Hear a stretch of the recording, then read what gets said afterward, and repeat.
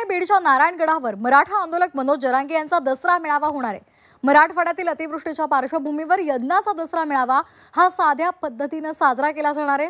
यंदा हेलिकॉप्टरमधून पुष्पवृष्टी केली जाणार नाहीये। दरम्यान हैदराबाद गॅझेट प्रमाणे कुणबी प्रमाणपत्र देण्यासाठी जरांगे यांनी सरकारला दिलेला अल्टिमेटम संपलेला आहे। त्यामुळे मनोज जरांगे आज काय बोलणार, काय भूमिका व्यक्त करणार याकडे सर्वांचं लक्ष लागलंय। प्रकृतीच्या कारणास्तव मनोज जरांगे भाषण करण्याची शक्यता कमी आहे। दरम्यान शेतकऱ्यांसाठी लढा उभारण्यासंदर्भात नारायणगडावरून काही घोषणा केली जाणार का हे पाहणं सुद्धा महत्त्वाचं ठरणार आहे, कारण त्या संदर्भात जरांगेंनी सुद्धा माहिती दिली आहे। तर आपण ही दृश्य पाहतोय। बीडमध्ये आज नारायणगडावर मनोज जरांगे पाटील यांचा एल्गार पाहायला मिळणार आहे। दसरा मेळावा होणार आहे।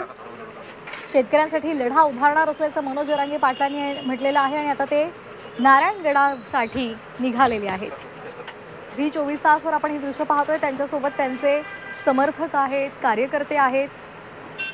मनोज जरांगे पाटील भाषण करणार की नाही या संदर्भात साशंकता व्यक्त केली जाते, मात्र शेतकऱ्यांसाठी लढा उभारणार असल्याचं त्यांनी स्पष्ट केलेलं आहे। त्यामुळे आज नेमकी काय भूमिका ते घेत आहेत, आज अल्टिमेटम सुद्धा संपलेला आहे, त्यामुळे या संदर्भात काही भाष्य मनोज जरांगे पाटील करतात का याकडे लक्ष लागले।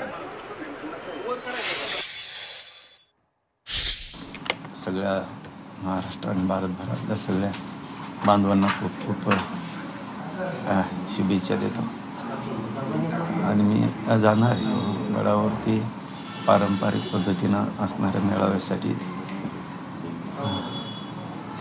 पारंपरिक दर्शन घ्यायला नगद नारायणाच्या चरणी गुरुवारी महंत शिवाजी बाबाजींच्या चरणी दर्शन घेणारे भक्त सगळ्या भक्तांना मंदिरातच भेटणार आहे।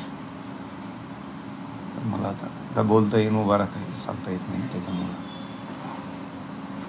मंदिरातूनच जी पारंपरिक पूजन आहे तेवढं पूजन फक्त करणार वापस येणार आहे।